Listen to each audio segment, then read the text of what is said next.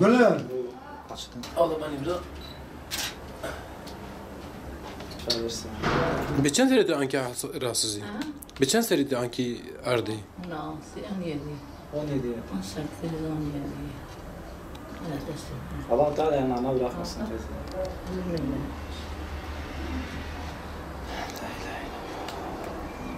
Bu şeyden stresten dolayı mı falan oldu tetkik?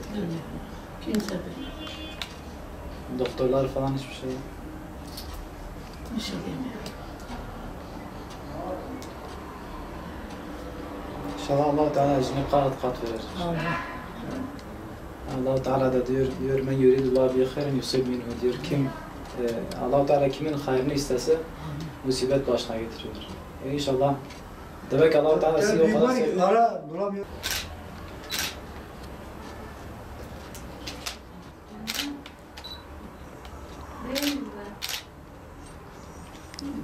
Onu getireyim.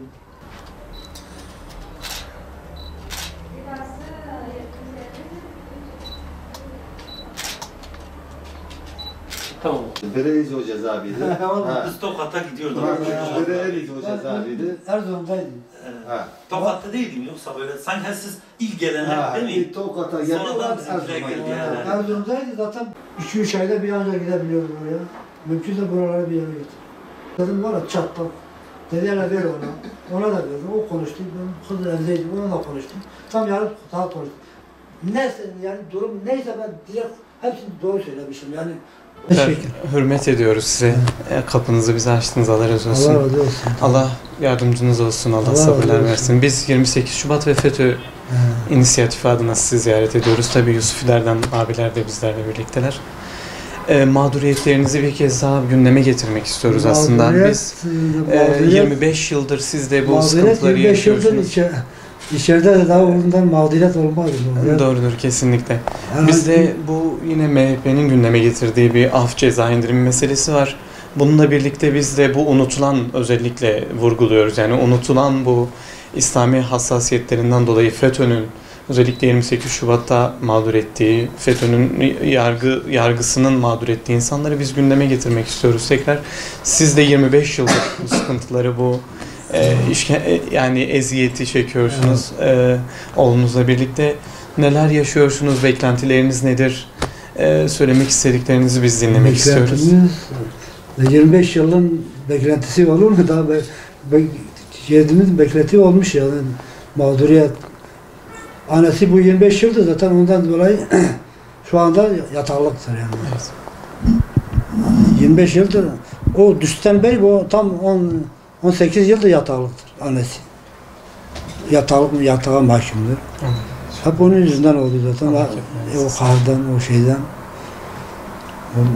Bu MHP'nin çıkardığı şeyden dolayı inşallah bir şey olur. Bunlara da bir Allah bir hayırlı kapı açılır. İnşallah. Başka ne diyeyim ben? Yaşanan sıkıntılı süreçler var malum yani öyle işkence İşkence zaten işkence raporu var işkenceden. Raporu da var, öyle bir durumu da var. Onu da raporu %60 şu anda işkence o zaman göz altında 30 güne yakın zaten göz altındaydı.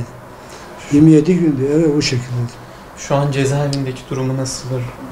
Nasıl kişisel bakımıdır, diğer şeyler? Zaten o okuldan şu anda doktor diyor zaten. Tıbbi ben gittim, kaydını da yaptım Erzurum'da.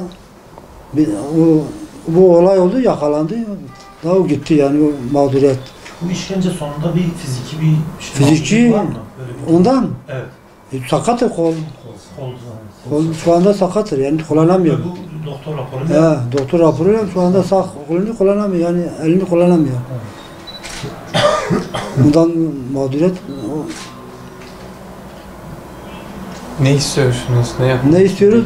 Yani bu Hayırlı bir kapıya istiyoruz.